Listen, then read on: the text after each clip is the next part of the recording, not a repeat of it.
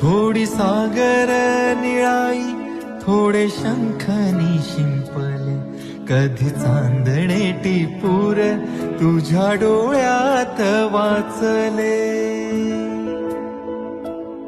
कधी उतरला चंद्र तुझ्या माझ्या अंगणात, स्वप्न पाखरांचा थवा विसावला ओंजळीत.